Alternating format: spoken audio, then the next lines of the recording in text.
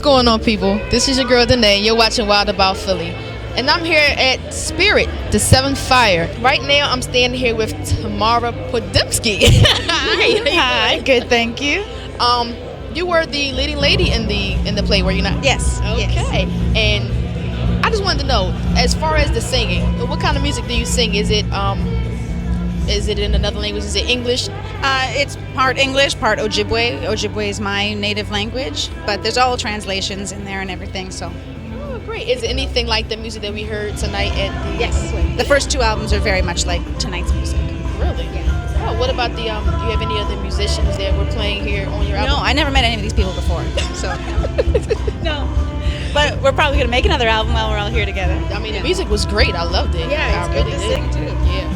But, tell our viewers, what exactly does Seventh Fire mean?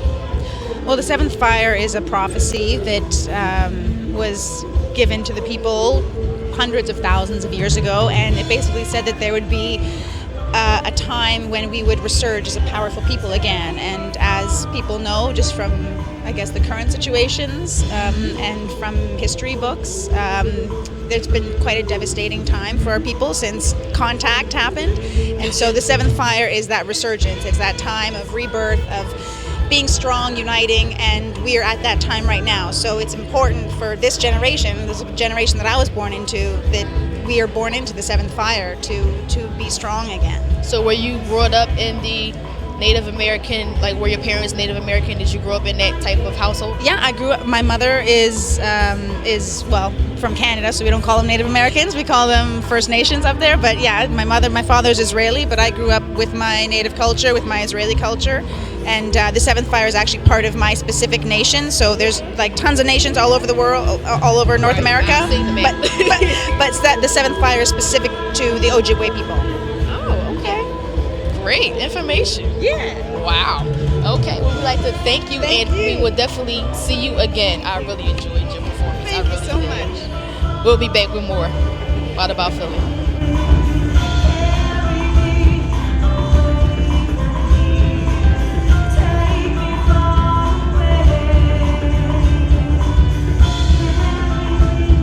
We're back. Spirit, the Seventh Fire. And I'm standing here with Rudy. What exactly is your role? Now, I know you were dancing. Now, was that your role in the play? Yes. Well, my main role is I'm a warrior protector in the show, but I also, this outfit here, it's a grass dance, and it's one of the older style dances there are. It's a warrior society dance, but I bring it to the show, and I bring my own style of dance. Okay, so you choreographed your own dances in the show?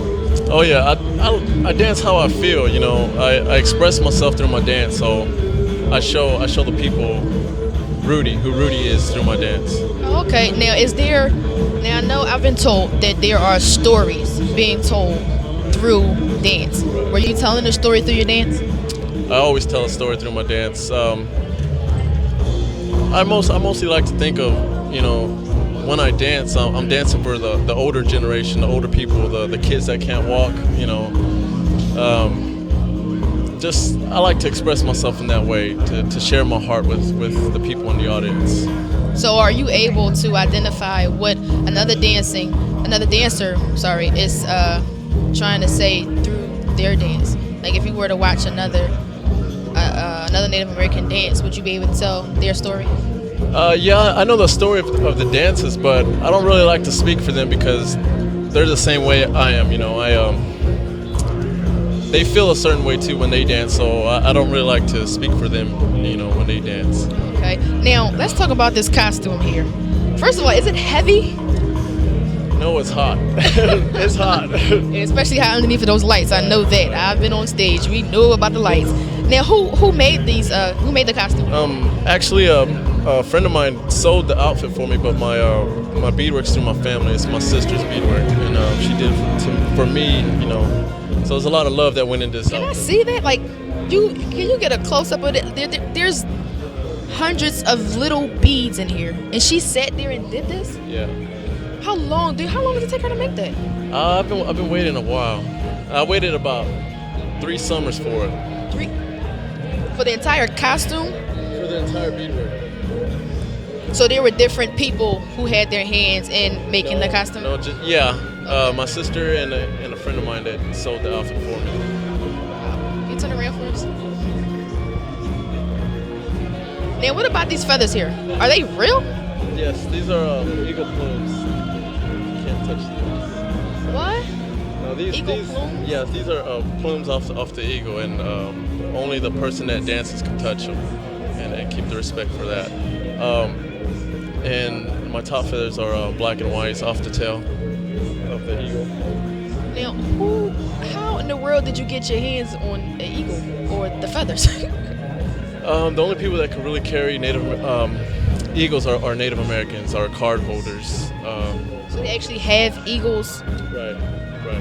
So they're actually able to catch an eagle. Not necessarily catch these days. It's not like the old days, where you had to catch the eagle, but it's more or less eagle get caught in power lines or an illness or something. But okay. Well, how long have you been dancing?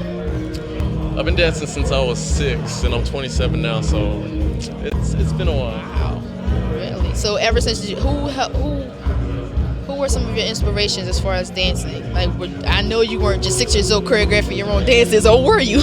No, it's family passed down to me. So my uncles and just family. And so you picked up from learning throughout of your family. Right. Okay, so it's like a tradition. Right. Okay, all right. Do you have any other traditions in your family? We have a lot of traditions. We have our ways, but So what is it being here in Philadelphia? Where are you from originally? Washington State, but I live also in Oklahoma. Okay, so have you experienced any of the Native American traditional living? Yes, I grew up on a reservation. Yeah. Okay, so how would you say what is the difference between the city life and being where you're from? Is it easier, harder? Would you rather go back to the way that you were brought up, or would you prefer the city life? I'm a country boy, so I prefer the country. I'm not too fond with cities, but I like to work with my hands, so I'm not a city boy. I like to work. Okay, country boy. All right, well, thank you so much for speaking with us. Appreciate it. And we'll be back with more on About Philly.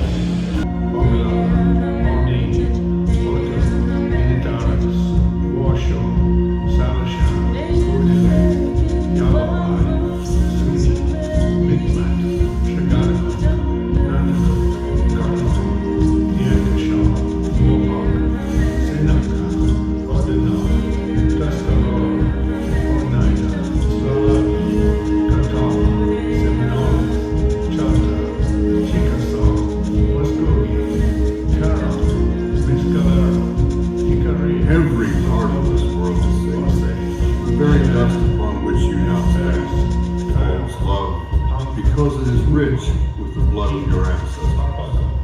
Yuma, Hopi, Arapaho, Yuko, Shoshone, Chinook, Popo, Kohani, Ana, Assiniboine, Paiute, Blackfoot, Wokat, Santee, Naskapi, Manito, Malasek, Zaptaina, Tonkawa, Karasta, Opata, Goose, Aztec, Kansa, Missouri,